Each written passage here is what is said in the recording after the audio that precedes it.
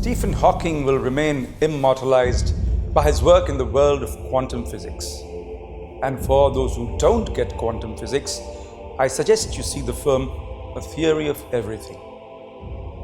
Not many know of his ready wit, and even fewer might know about the statement that I will never forget. He said, "If time travel was possible, then where are the tourists from the future?" Think of it, and you might find yourself marveling at that logic, isn't that right? But what is a story if it does not make the impossible possible and the improbable probable? And so, once upon a time,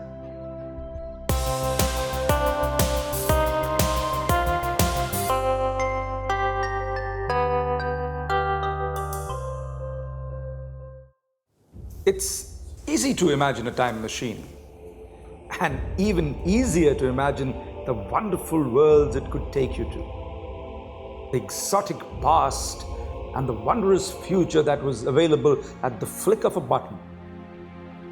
But the reality of time travel was rather different.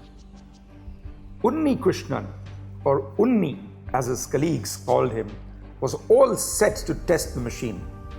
The problem: what was the assurance that the time machine would land in the year that the dial of the machine had ordered? A little error in his calculations, and he could land anywhere. Was he ready to sit in a time machine and flag himself on a one-way trip to nowhere? It was worrisome, to say the least. The scientists that lay in Unnikrishnan did not give a damn about the perils of a journey without a return ticket. But Unni, the little boy from the south of India, was worried.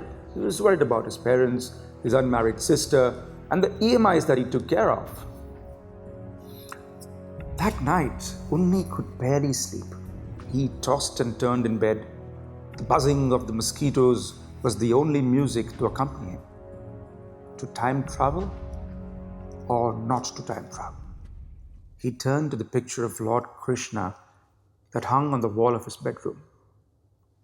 It was the only thing that had lasted in his room since the time he was born. It was not fashionable for men of science to believe in God, but Unni was a man of faith. He agreed with Edison that if there was a creation, then there had to be a creator. After all, just a couple of 100 years ago, the human race thought that the Earth was the center of the solar system and that the Earth was flat. So what was to say that God was just around the corner and he would soon show himself? Unni had a very strange way of asking Lord Krishna to point out the right choice for him. He would ask for a sign and then acted on the basis of that sign from the Lord. That night, restless in his bed, Unni spoke to Lord Krishna and said, "Hey Krishna, if you want me to take this journey, let there be parathas for breakfast." Now mind you, in a South Indian house, parathas were a rarity, and not like the normal idlis that showed their face every morning. The next morning, Unni approached the breakfast table with a fair amount of trepidation, to be welcomed by steaming hot parathas. Choice was made. Time waited for him to travel, and he could not keep time waiting.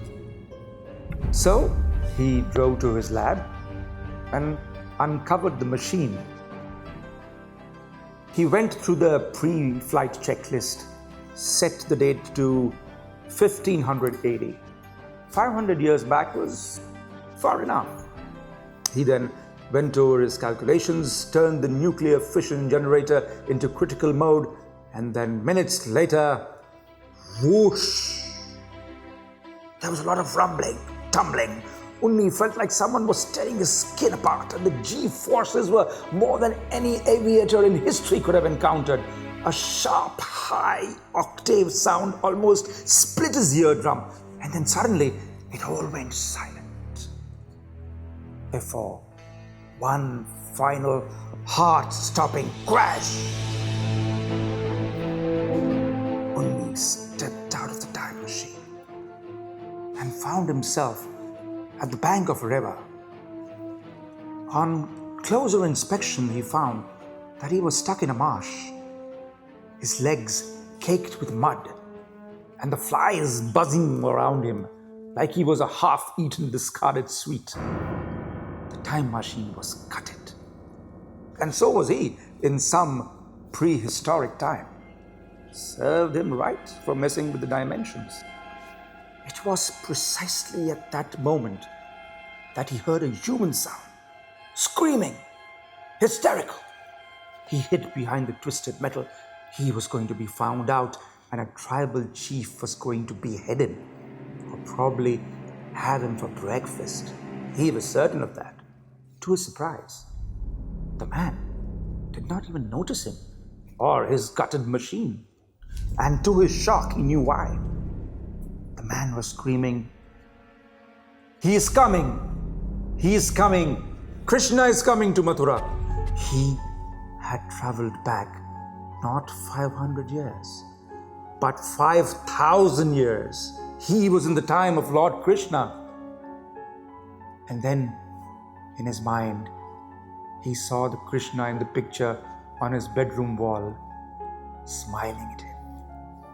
Krishna was coming to Mathura. He was going to see Krishna. If he could go back to his time, he would be the man who discovered